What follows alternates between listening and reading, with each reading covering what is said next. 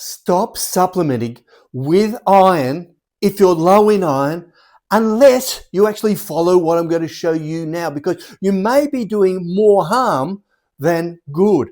And the iron supplements, as you're probably aware, may be making you nausea, vomiting, contribute to constipation and other gut-related issues, but they can also be causing some longer-term damage in your gut and in your system by upsetting or destroying the microbiome. And what they find with the more you use a supplement, iron supplements, the less they absorb. So it becomes a vicious cycle of it in the process, destroying your healthy microbiome, your lactobacillus and your bifidobacteria, and at the same time, increasing the pathogenic ones that are what we'd call the iron hogging bacteria, the iron loving bacteria. They steal all the iron out of the gut and hold on to it. You just poop it out. And so you're actually absorbing less the more iron you're taking in. And that's microorganisms like Salmonella you would have heard about, Shigella, E. coli. They're some of the ones that love iron, like Helicobacter, for example. They're all iron loving. They take it out of the system and you can't use it. And in the meantime, you end up with more oxidation and inflammation in the gut and a lot more damage. So let's go back and find out what we need to do. And I've got a really simple strategy for you to follow that has been verified many, many times, each of the components in the scientific journals. Now, if you're not sure if you've got iron deficiency, well, you probably do. If you've got weakness, fatigue, headaches, brain fog, hair loss, maybe even organ dysfunction like your thyroid, you've got some thyroid problems, because iron, apart from the other hundreds of functions and enzymes and proteins that it helps initiate and activate, it's incredibly important for your thyroid function and production of your thyroid hormones, hence the weakness and fatigue, and your hemoglobin in your blood, of course, which carries the oxygen to your brain and your body. So we know about iron deficiency. It is the most common nutrient deficiency globally. And it occurs in all populations, and obviously women with menstruation have much higher levels of iron deficiency than other groups in the population. And before I just get on to this, though, it's important to understand, though, that when you're reading the figures, and generally the main one you look at would be something called ferritin. And your doctor will tell you, and they'll say, oh yeah, your ferritin level is 10, which is extremely low, or 0, which is really, really low, or 20 or 30. Optimally, from all the nutritional doctors I know, and remember, I'm not a medical doctor, I'm just the scientist who actually guides them along the way. And all of my medical professional friends say what you really want to do is get to an optimal iron level, not an iron sufficiency, but an optimal iron level, ferritin greater than 70. So greater than 70, even 100 or higher. So we're really, really after higher ferritin levels. So when it comes down to it, then what we've got to do is understand the process of what happens with iron in the body. And it's not, as I've said, just about taking more iron in, it's how your body uses it and how to maximize the components in your body to get the most for your own well-being and health. And it starts off with what to eat. Now, I will have a whole video on just what to eat with a lot more detail in it, but obviously you want to eat foods that are richer in iron. And that obviously includes your green vegetables, veggies without any doubt whatsoever, but your green veggies. That's your spinach, your kale, your rocket, your celery, your anything with green in it. Any of those dark green in particular ones have higher levels of iron. Unfortunately, you only absorb about 2 to 20% of those, but the more you have, the more you get. And they also help with your gut microbiome, remember, because they've got fiber and other nutrients that feed your gut microbiome. A win-win. And I'm a fan of spinach and greens, I really am. Then you've got your nuts, seeds, herbs, and spices. And there are some myths out there. I'll shatter them in a minute, okay? They say don't have it because it's got something in. No. Your nuts and seeds are nutrient rich. They really are. Herbs and spices, they have 100 times more nutrients in them and activating phytochemicals in them that really benefit your health and well-being and iron absorption. So basically it's saying a Mediterranean diet, having some meat, having some chicken, having lots and lots of fish, having that along with all your veggies, and no, not heaps and heaps of pasta, a little bit. You're really after nutrient-dense foods, without any doubt, because iron absorption and utilization isn't just about iron, it's all the other nutrients that help it get in. We'll get onto that in a moment. And so then you've got meat, which is your heme iron, and that's chicken, fish, and obviously variations of red meat and so on. And the more it's processed, the more of that you lose along the way. So you're after fresh meats as much as possible. Meat with the heme iron, the absorption of the heme iron is 15 to 30%, so you get much more. Heme, referring to hemoglobin coming from a living animal. And so heme iron, 15 to 30% absorption. Now the studies also show, remarkably, that vitamin C can dramatically increase your iron absorption. Now the reason it does that is, one, it helps acidify the stomach. I'll mention that in a moment, but also because it has antioxidant and anti-inflammatory properties down in the gut, which helps your gut. When your gut is healthier, you absorb more. Logical, isn't it? When your gut is not functioning properly, you absorb less. Vitamin C is great for gut repair. Now, the study suggests that 200 milligrams is sufficient to actually get the benefit of 67% increase or something in your iron absorption, but even better, 2,000. So that's 2 grams a day. And I have at least 2 grams a day, and everybody I know has at least 2 grams a day, for the simple reason it has so many benefits through the body, not just in your digestive system. And one of the things, one of the messages you get out there is don't drink tea with a meal. And that also goes on for another group of chemicals that are in tea called polyphenols. So green tea, black tea has these polyphenols, but also so does your concentrated turmeric supplement or your other extracts. So avoid taking your supplements with your meals, or separate them out with sufficient time so that you can get the benefits. But tea can lock away some of the iron. And then we've got the myths. These are the first myth, that carnivores have higher levels of iron. That's not true. It's not true. It is true that omnivores, that is people who eat both meat and veggies, the Mediterranean diet, in a healthy balanced ratio, have higher levels of iron than vegans. That is true. The studies verify that.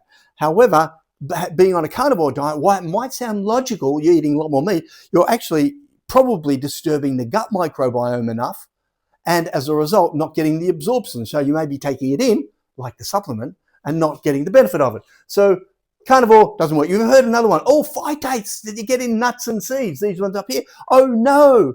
There is no evidence to show that phytates stop iron absorption. So if you have the nuts, which are rich in iron, many of them, and magnesium and selenium, all those good minerals that your body needs, copper, which your body needs for iron, then yes, it's not going to block your iron absorption. In fact, there is one study in 2015 that showed that people who went from a low phytate food diet to a higher, much higher phytate food diet actually increased their iron absorption. And that was in the Journal of Nutrition in 2015. Now, on the same line, some people have been told don't have fiber. Well, no, the studies show that increasing fiber, and I'll get onto that right at the end there, increasing your fiber helps increase your iron absorption. So we'll get through all that. Carnivore diet, phytates act as prebiotic, so they feed the good gut microbiome. They have lots of health benefits around the body, and the studies verify that, and of course, fiber. So then you get on to iron digestion. So that's in the food, iron digestion. It requires lots of things. The most important thing is to have a pH of around about 2, which is really acidic. Now, the acid that comes out of your stomach, and the cells in your stomach produce hydrochloric acid at about 1. But it's instantly neutralized by all of the components in the study, and it goes to about 2. But if you're having really, really big meals, and if you're having antacids or you're having lots of other things, then it goes up and up, and you don't want it, because the iron is locked away in a molecular matrix. It's got all of these things holding it together. And when you get a pH of 2, it opens up, literally opens up the molecules and enables the iron to be withdrawn and taken out. And that also happens, by the way, with B vitamins that are necessary for iron utilization, digestion, and everything. Your B vitamins are still locked in, like iron, and when you have a pH of 1.5 or 2.5, then it opens it up and makes it easier. That's why having an acid stomach is really important to improve digestion, and that goes across the board for all of the minerals. So you need that. How do you get that? Hydrochloric betaine is a supplement you can take with a meal. You don't take it after, you take it with the meal. Apple cider vinegar is the same, much cheaper. You get that in capsules. And then also, as I've already mentioned, vitamin C, which has the benefits of becoming acidic in the stomach, but also has the anti-inflammatory, antioxidative properties throughout the whole system. Zinc is important in hydrochloric acid production, and protein is one of the signalers of your body to actually, of your digestive tract, to actually start to produce hydrochloric acid. So protein is essential. So if you're having a meal poor in protein, you're really not sending the messages to produce the hydrochloric acid to digest the food. And that means something like just pasta or just processed breads or anything like that aren't going to send the message, increase your protein. Now, as you age, and I'll have a video on this, you need more protein. I'm talking after 55, after 65, and so on. So what are the factors that affect your iron absorption? And they're things like age. Your iron absorption declines, your hydrochloric acid, your digestion declines as you age. And so it's important to be aware of this and increase it, compensate for it in terms of improving your stomach acid, making sure you've got the zinc, having the protein, vitamin C, and these to help with that stomach acid. Aging, we can't stop. Stress is a major factor. Now, I already have a couple of videos on how to improve stomach acid. Check out those videos rather than me going into all of the detail.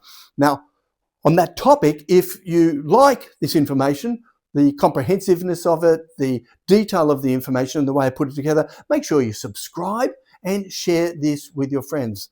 The more subscriptions I get, the more I can do. And we can get this information and I can fix more of these puzzles to do with nutrients. And then we've got poor eating habits. Large single meals at a time make it hard to digest.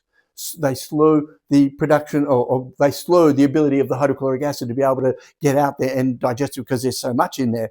And similarly, eating really quickly and often. So what you want to do is just regulate and be a little bit less stressed when you eat and eat slowly. It always amazes me that people say they love eating and yet we eat so fast. If you love eating, stop, enjoy it, savor it. Chronic illnesses are linked with low digestive hydrochloric acid, and that is a vicious cycle. For example, in the case of diabetes, you produce less hydrochloric acid. Hydrochloric acid reduces the nutrients that are being digested and are available to you, and you end up with a vicious cycle of increasing diabetes and the complications with it. So again, good nutrition starts in the stomach with a good stomach acid, and in the case of diabetes. And then you've got Helicobacter, nasty bacteria that forms in the stomach. Most of us have Helicobacter, and literally it only becomes a problem when your stomach pH starts to get out of balance and you're not eating the right foods, and there's a whole raft of other things involved. Yes, I have a video on solving Helicobacter too. The science is available. To put this together literally was a composition of probably over 50 studies, 100 or so abstracts, but reading 40 or 50 whole studies to look at the equation and see how this works. So coming back here, we've got chronic illness, we've got Helicobacter. It's easy to control, and of course a higher stomach acid helps control Helicobacter already. And then you've got lots of pharmaceuticals like proton pump inhibitors and antacids. These are the ones that you're given by the medical profession. They're okay short term for some benefits, but long term they cause a lot of side effects, including mineral deficiencies and iron deficiency, and in the process of lowering your stomach acid as well. Lots of other factors, gut conditions and gut reflux and so on, slow the digestion of nutrients. If you've got a condition like celiac disease and so on, then your iron absorption down the line is also complicated. Then you need to consider the absorption and integration of the iron, literally once it's in the digestive tract to get into the blood. where it's either transported around the blood in transferrin, something called transferrin, or it's stored there in something called ferritin. And they're the measures that your doctors will take, your GPs will take to see what your levels are. And remember, the ferritin levels you really want up above 70. But coming back here, you absolutely need copper. And that's why just iron on its own, an iron supplement on its own, without understanding this and adding all these things in, it's not going to work. It just won't work. You may have the door opening a little bit, but what you want to do is open the door right up to let all of the iron get in and carry through the body. And that's what copper does, as well as B12 and B9, which you get in your fruit, nut, veggies, seeds, as well as all those good nutrients that you get in a healthy Mediterranean diet. Vitamin A, which the richest source is organ meats, and all of these, or the vegetarian vegan version, which is your beta carotene, which in our body is converted to vitamin A. Then I get down to where we're really missing out, and that is in terms of the microbiome in the small intestine and in the large intestine. And everyone's heard of the microbiome, gut-brain axis, and I talk about it in the gut-liver and the gut-eye axis, the gut-acne axis, you name it. It's involved with everything. And it's just as important here in iron absorption and integration into the body. And the studies show that, again, probiotics and prebiotics combined, prebiotics are the fibers that you get in all of those nuts, seeds, herbs, spices, veggies, and I keep reiterating, and as a supplement. And I should say that just supplementing with fiber can make a huge difference to your health and well-being. Absolutely. And I've seen a lot of people on social media now talking about the increased rates of colorectal cancer as a result of not having enough fiber. I've been talking about that for 30 years. Again, I have a video on fiber being one of the best supplements for living longer, and it has many benefits. But where it really has a benefit here is it helps create the right microbiome. And we see a 67% absorption in iron just by having some prebiotics and probiotics. Now, in terms of the probiotics, they're normally talking about bifidobacteria and lactobacillus, many of the strains that you will get in your probiotic supplements. I will have a whole video just talking about literally the gut iron connection and how it all fits together, because there is so much more to talk about. But basically, probiotics and prebiotics improve the gut microbiome. They improve bifido and lactobacillus, for example, which are iron sharing. They help iron get across. They produce short-chain fatty acids like butyrate, propionate, acetate, which improve the gut wall. So you end up with gut healing and gut repair. They decrease the gut inflammation and damage. And if your gut is sick, if it's got inflammation and oxidation that's occurred, then none of the functions of it are going to be working properly. So you can't get something through into the blood if the gut is not functioning properly, and the gut won't function properly until you get the right gut microbiome. So by assisting the gut microbiome, you repair, you heal the gut, you decrease infection and chronic illness throughout the body, which, by the way, are iron absorbing, iron destroying processes. So the more infection you've got, the more iron is being used up, as well as in chronic illness. And these also help with iron transport. So they've got some little molecules in there. As I said, I'll describe it later in another video, little molecules in there that actually help get across the gut wall into the blood and then go around the body. And now all of that happens because of the probiotics and prebiotics, but also it happens, and this is my favorite, and this is my message I've left literally for the end. It is the most potent and powerful way to absorb iron. Lactoferrin. And it's actually in humans' mother's milk. It's in cows' mother's milk too, but high concentrations, particularly in the first part, directly after birth, in the colostrum, the highest concentration in colostrum.